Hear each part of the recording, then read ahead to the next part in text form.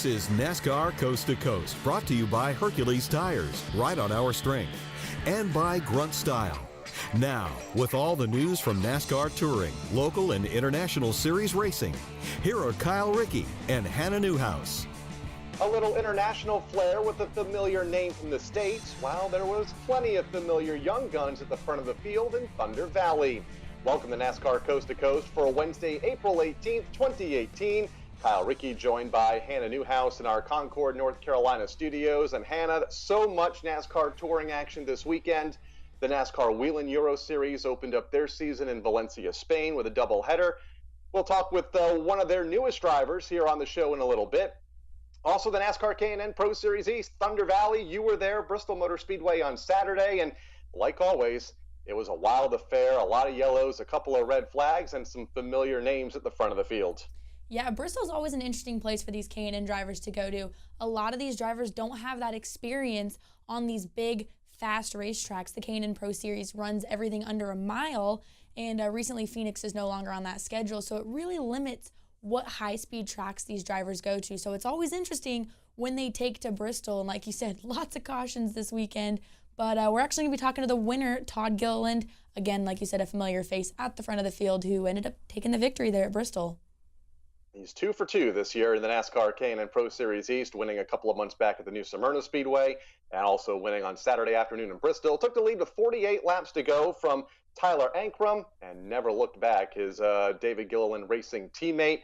Harrison Burton finished second, our guest on the show last week. Noah Gragson, who will also have a big week this week in Richmond. He'll make his NASCAR Xfinity Series debut, finished in third. Ankrum was fourth, and Brandon McReynolds rounded out the top 5. And you were also in Bristol for the race that was right before the K&N race, the NASCAR Xfinity Series. One of our NASCAR Touring Series stars stole the show. Ryan Preece putting Joe Gibbs Racing back in victory lane at Bristol Motor Speedway. A huge win, not only for the National Series, but also for all of the local drivers across the country as well. Yes, I want to talk about the atmosphere just for a second about when Ryan won at Bristol. I mean, he's obviously won before, but the atmosphere was just something else. Everyone was excited for him. It didn't matter who you were, what team you were affiliated with.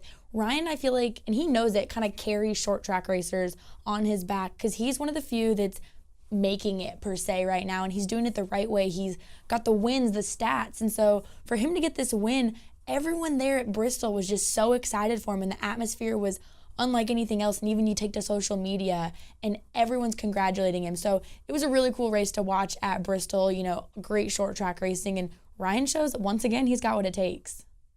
Great race from start to finish. He is out of the car now until July when the NASCAR Xfinity Series goes to Daytona. He'll focus his efforts on the NASCAR Modified program and defending the Spring Sizzler title next week at the Stafford Motor Speedway. Also on the show today, 2000 NASCAR, what was Winston Cup Series, now the Monster Energy NASCAR Cup Series champion Bobby Labonte coming out of retirement to run the NASCAR Whelen Euro Series full-time. And it's interesting, Hannah, you know, he ran a couple of races last year, but never thought that he would come out of retirement and run the full season.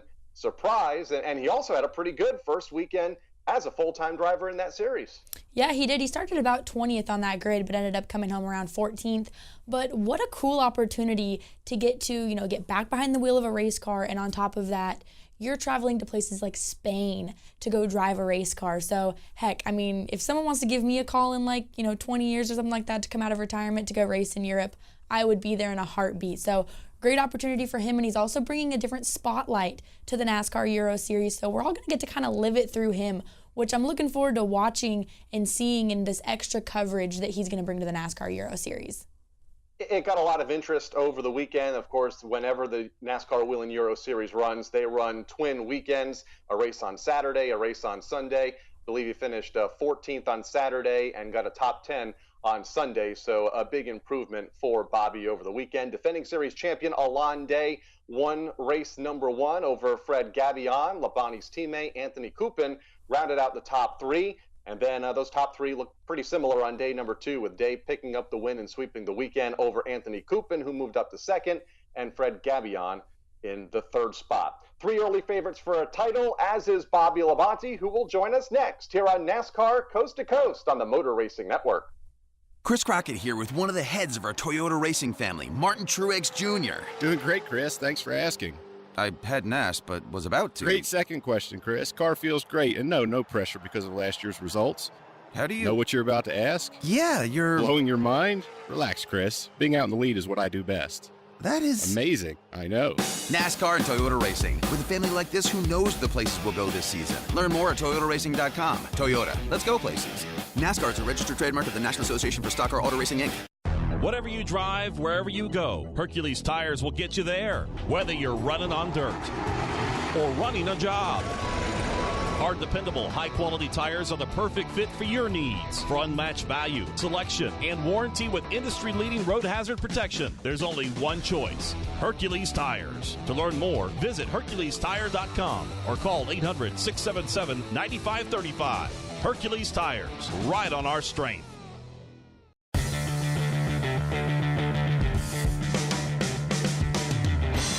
This is NASCAR Coast to Coast, brought to you by Hercules Tires and by Grunt Style. Here are Kyle Rickey and Hannah Newhouse. Welcome back to NASCAR Coast to Coast, presented by Hercules Tire, ride on our strength. We are joined now by the 2000 Monster Energy NASCAR Cup Series champion. He also won the 1991 NASCAR Xfinity Series championship, a 31-time winner in NASCAR's National Series, and now he goes international, running the NASCAR Whelen Euro Series full-time this season. Bobby Labonte joins us on the guest line. Bobby, welcome to the show. Hey, glad to be here. How you doing? How you guys doing? We are doing well. Before we talk about the weekend in Valencia, Spain, the opening weekend for the series that saw a record number of entries, let's talk about why. What went into the decision to run the full season, which averages about a weekend a month, after running a weekend last year at Brands Hatch?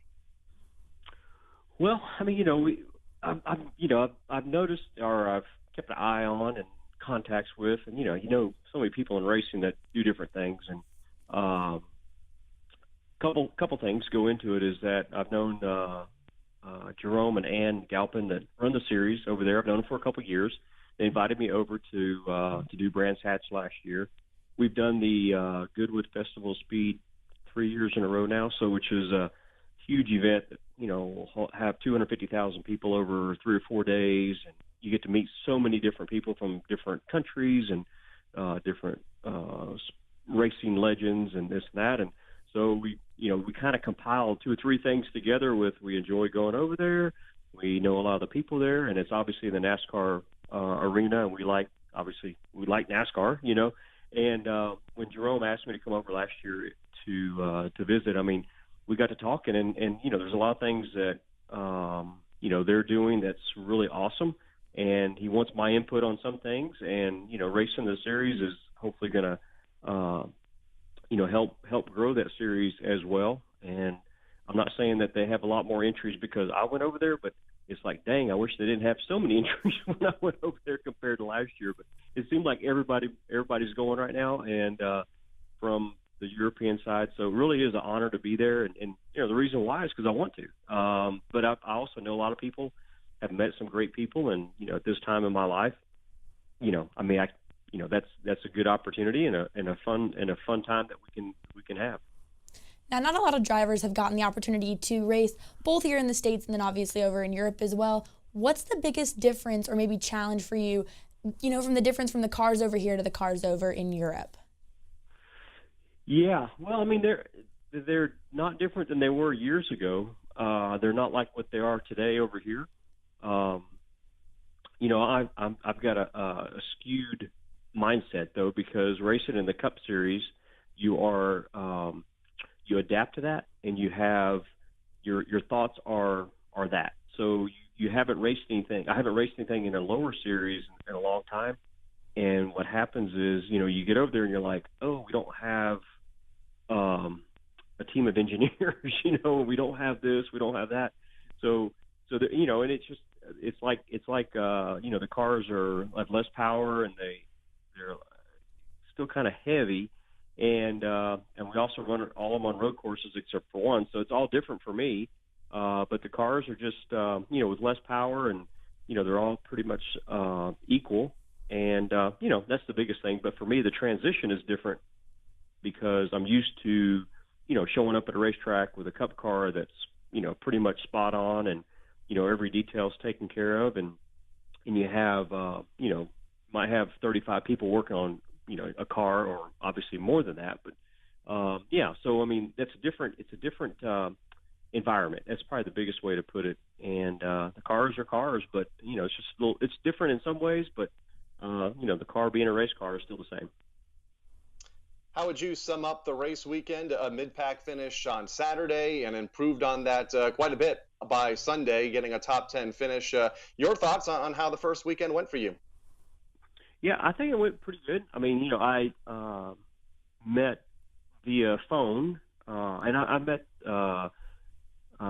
Fred that drives the other car. I met him last December at a test in France, and but I had never met Franck until I showed up on Thursday morning. So, you show up and drive somebody's car, and you're like, okay, here we are. And but I think, for me showing up and getting fitted up in the car and getting to know everybody, and there's a little bit of a language barrier, as you can imagine. And so when you go out and run, you come back and you talk about it. And, I think that we definitely advanced throughout the weekend every time we got on the racetrack. And then, oh, by the way, I've never been there before.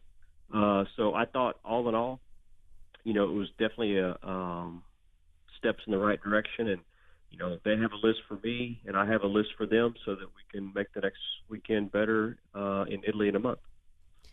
Now, you mentioned your teammate, Frederick Gabillon. He is a two-time runner-up in the championship. Were you able to pick his brain at all? And you mentioned the language barrier, but were you guys able to, compare notes to help improve that Sunday run? Yeah, I think so. I mean, I know we did. And Frederick and I, we talked quite a bit, like I said, back in December, and I didn't know I was going to drive for these guys until after that. I had met him.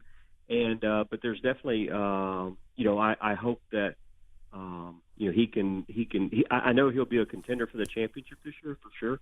And I hope that, I can bring something to the table that will help him excel to get that championship for him, because he's a great driver, and, he speaks good English. So we do talk, and we do have a lot of, he knows a lot about racing in the States.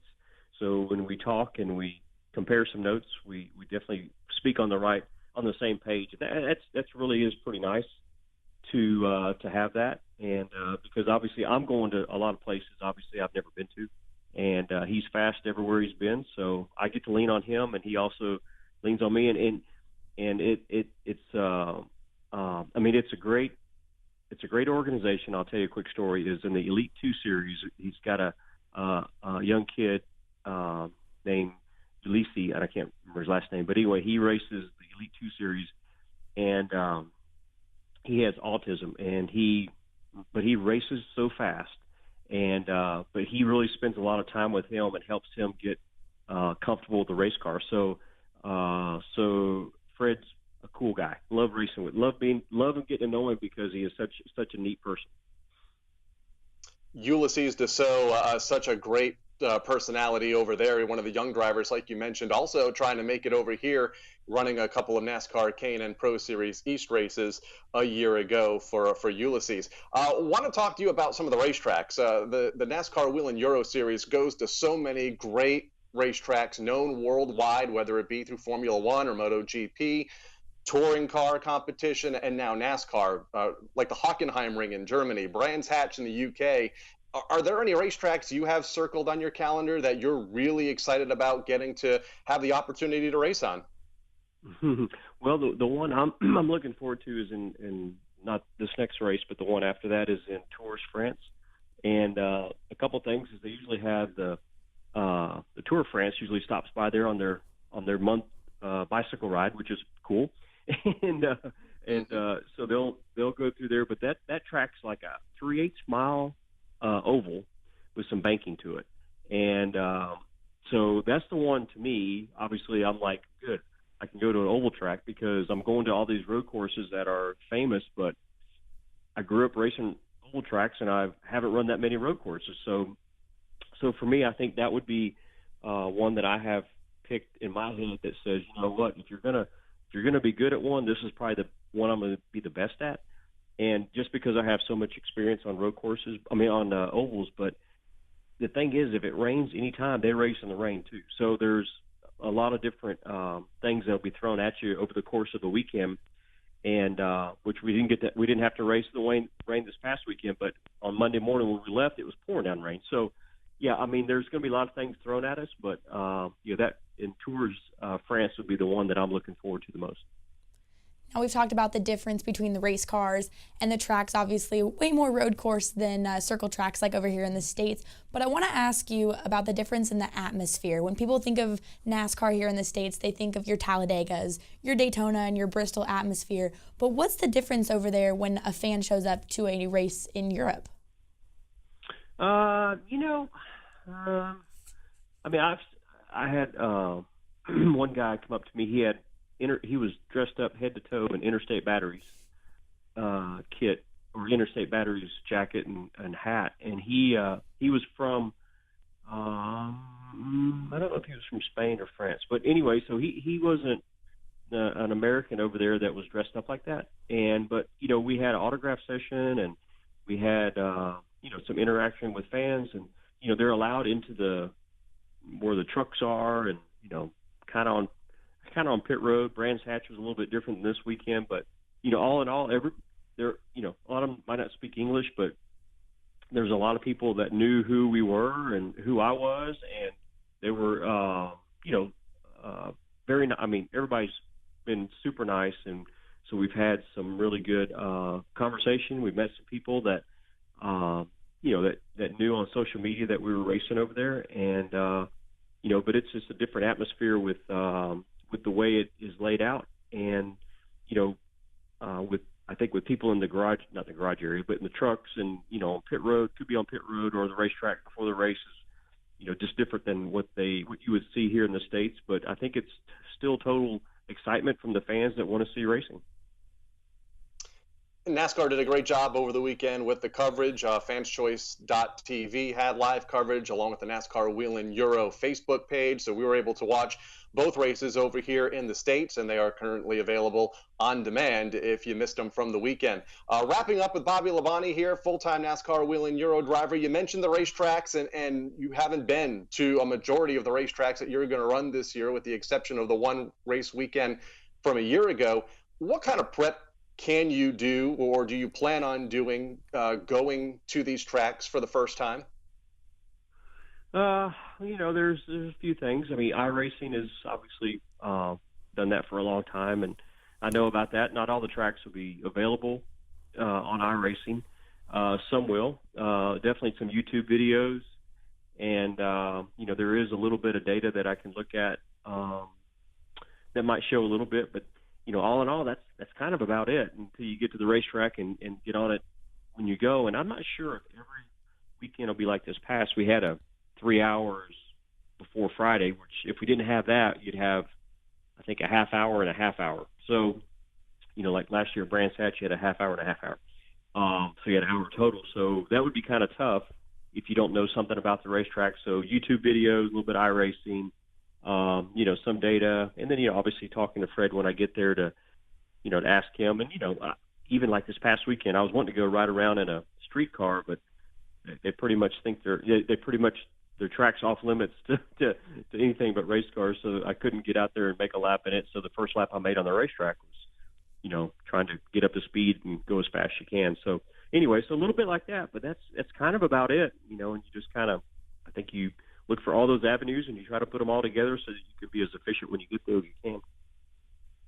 All right, Bobby Labonte joining us here on NASCAR Coast to Coast. Bobby, thank you for your time. It was fun to watch this past weekend, and best of luck to you the rest of this 2018 NASCAR Whelen Euro Series season. Okay, thanks a lot. Take care.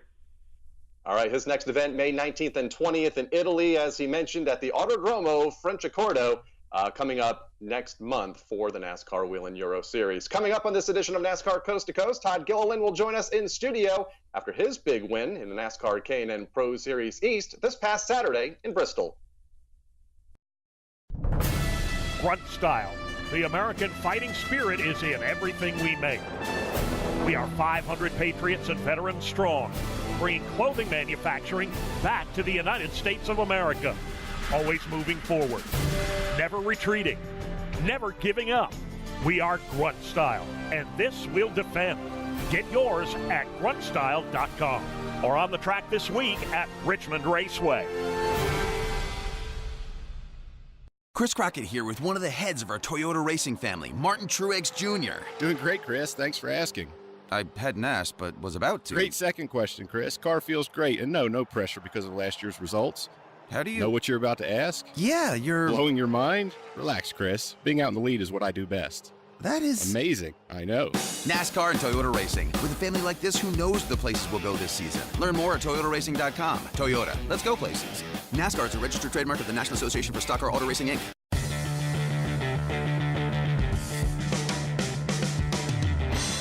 This is NASCAR Coast to Coast, brought to you by Hercules Tires and by Grunt Style. Here are Kyle Rickey and Hannah Newhouse. Welcome back to NASCAR Coast to Coast here on the Motor Racing Network. Kyle Rickey and Hannah Newhouse. And you know, when our last guest, Bobby Labonte, won the 2000 Monster Energy NASCAR Cup Series Championship, our next guest was 5 months old. Talking about Todd Gilliland, who joins us now in studio, the race winner this past weekend at the Bristol Motor Speedway. Todd, welcome to the Motor Racing Network. Welcome to NASCAR Coast to Coast, and congratulations on your second win of the 2018 season. Yeah, thank you. It's a lot of fun being here, and I definitely had a lot of fun at Bristol. A wild race. Kind of bring us through your event at the front of the field for most of the race, taking the lead with 48 laps to go. Any close calls with you during the 9 or 11 yellow flags and 2 red flags that you guys had during that event? No, it was a lot of clean racing at the front there. I raced with my teammates a lot, Tyler Ankrum and Noah Gregson. So it's always a lot of fun. We can pass each other within the team, and a DGR Crosley car led every single lap of that race with all 3 of us sharing it. So that was really cool. But it was definitely tough to to have those long red flags right at the end of the race and have to stay focused for all that. Now, I was there in Victory Lane when you climbed out of the car. You had your whole team there, and I got the chance to talk to you. You said that was one of the most emotional and exciting wins for you there at Bristol, and you won it in a dominating fashion those last couple laps. Talk me through the emotions of having your family team there in Victory Lane with you at Bristol. Yeah, that was really cool. Just this year in general, getting to race these last 2 K&N races with DGR Crosley, it's been a lot of fun. I spend almost every day with the guys that have been working on my cars and stuff like that. So just to get those guys back in Victory Lane, and I'd say it was really cool just because at the end of practice, I didn't feel like we were that good. We definitely needed to make a few changes, and me and Marcus, we just got together. He made a list of the changes, and we kind of went back and forth, and we started the race really good. So that makes me really excited for the rest of the season. Let's talk about the track bite for a moment, or the PJ1, or as Noah calls it, the PB&J. How did that change throughout the course of the practice and qualifying on Friday, and then the race on Saturday, which followed the NASCAR Xfinity Series event, and obviously those cars pulled a lot of that track bite up? Yeah, that's one thing about racing at Bristol these last 2 years that has been a little bit different. Usually a racetrack will change progressively a little bit if it lays down rubber or not, but with that stuff down, they reapply it every night, sometimes different than the next day, and that's just something that's kind of a unknown going into the race. So, and also you mentioned the Xfinity race runner before us; they wore off a lot of it. So I'd say there wasn't quite as much grip, but it still actually hung on very well, and people were able to make the outside work and stuff like that. So it was a pretty racy race for us, but I'd say not having the amount of horsepower the Cup cars have in even Xfinity, the bottom was definitely dominant in our race. Now you're 2 for 2 here in the NASCAR K&N Pro Series. Won the season opener at New Smyrna, 2-time K&N West champion, but you're not going to be spending a lot of time in the K&N Pro Series East because you've got an exciting day coming up here in about a month or two. May 15th, you turn 18. What happens when you finally turn 18? Yes, I can't wait. People are saying, it's 18th birthday, it's a big deal, but it's really big because I can run the full Camping World Truck Series schedule after that. So I'm really excited. Charlotte's going to be my first mile and a half, and just finished out the season. It's really tough to see someone else get in your car and be running up front. You definitely always wish it was you, but it's going to be a fun year. I feel so old now. I can't even remember my 18th birthday. We talked a few moments ago, and we've talked about throughout the show, of Tyler Ankrum, your teammate at David Gilliland Racing. He ended up in the top 5, led a bunch of laps midway through. 17 years old, from San Bernardino, California. How did that relationship come to be with your family team and Tyler? We started racing quarter midgets with each other probably 5 or 6 years ago. So we've known each other for a long time. We're from Southern California originally also, so kind of grew up around each other. So, and also he was with DGR for our first few limited late model races as well. So it's kind of a relationship that's been there and got started a long time ago. But we were just lucky to be able to come back together, and I think he's going to do really good this season in the K&NEast. With I think he's 3rd in points right now behind me and Harrison, and I don't think either of us are planning on running the whole schedule. So, who knows? He might be in a perfect spot to finish out the season, but overall, just a really good relationship that came back together. DGR did have a really strong showing, and Tyler, man, he was not afraid of that high line at Bristol. I was watching him run 2 grooves higher than all of you guys, so really cool to watch DGR have a strong showing. You had someone on the box, though, at Bristol with you. You had Marcus Richmond, who's going to be your crew chief in the truck series. How is it getting to work with him in the K&N car and then, transferring over to a truck? Yeah, it's always easier to learn each other, each other's tendencies a little bit in say a K&N race, something a little bit lower with a little bit less pressure. It's still a race weekend. You're always still going through the same things, but I think any extra time that we can work together, I mentioned missing 4 races at the beginning of the season, it's going to be tough, but we just need to start Charlotte and the rest of our races as strong as we can for try and not be as far behind everyone else as possible. You're 2 for 2 in the K&N car, and you guys have been talking about the truck series and that schedule coming up on a more regular basis once you turn 18. Next event for the K&N cars, Langley Speedway here in a few weeks in Hampton, Virginia. Will you be there, and what will your K&N schedule look like throughout the remainder of this season? I'd say we've basically seen my K&N schedule already, just these first 2 races. We only planned on running New Smyrna, though, so who knows. But we definitely don't have anything else planned for this season in K&N. We might run a few ARCA races, but and for Langley, I'll probably be there, but just kind of hanging out with everyone. If there's a race, I'll want to be there, joke around. I feel like I'm the biggest race fan I know, so we'll always be at a racetrack, but unfortunately won't be driving that one. Now, you were talking about how you're feeling a little old earlier, Kyle, talking about how young Todd is here. Obviously, not quite done with school. How are you maintaining and balancing school and this obviously time-demanding race schedule? We see a lot of drivers, Harrison, yourself, Tyler, haven't even graduated high school yet. So how are you guys managing school and racing? Yeah, well, I'm homeschooled right now, so I wake up in the morning, go to the shop with my dad, and basically work on it from 7 in the morning till I try and get basically a section done every day. So sometimes that takes me, 5 hours. Sometimes it takes me just until lunch. So it's just all about just getting it done as quick as possible. I only have 2 more classes left and they'll be done. So I'm really excited for that. But it's just it's about just being a little bit more responsible and just working with your time best possible. You mentioned Harrison Burton, who has also had a good year in the NASCAR K&N Pro Series East. Will run with you in the Truck Series at KBM. Harrison won the championship last year by 8 points. Talk about the relationship between you two. I've heard you guys are really good friends, and then I have heard otherwise. How would you kind of classify the relationship?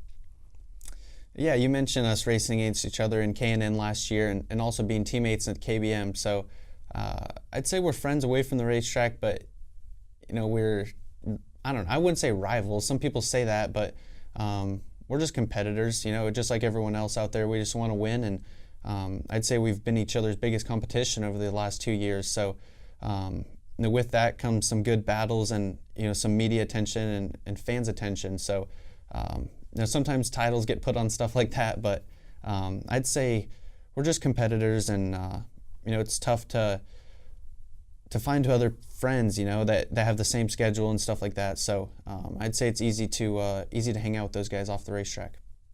They're definitely an interesting group, and you throw Noah in the group, and it's just pure entertainment in the K&N pit this last weekend at Bristol.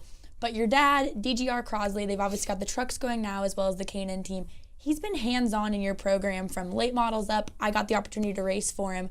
What's it like having your dad there, being able to pick his brain, but he's also hands-on in a lot of your programs? Yeah, that's something that people say a lot. How does he balance being a dad and a crew member, basically? So I think he does a really good job of it. I think if anything, it's just definitely another brain to pick. He's got a lot of experience. I think it's really helped racing the West Coast races. He's growing up at those racetracks, so he knows the ins and outs of them, and that's what it's about. When you can get there and only have 1 hour practice, and you just got to adapt as quick as possible, and he helps with that a lot.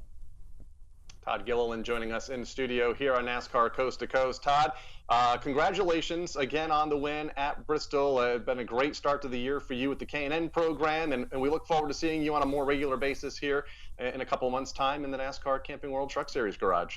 Yep, thank you guys for having me.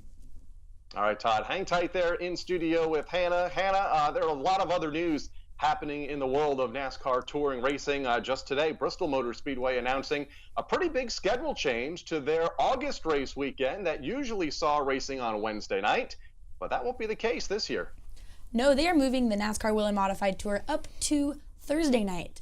And it's great for these modified guys. They're going to get some TV action. They're there with the big boys, and like I've said this every single show, I feel like I'm starting to love these modifieds. I got to watch the race at Bristol last year, and they are just something else on the high bank. So they're going to be right there with the big boys that fall weekend at Bristol, and it's a great opportunity for them.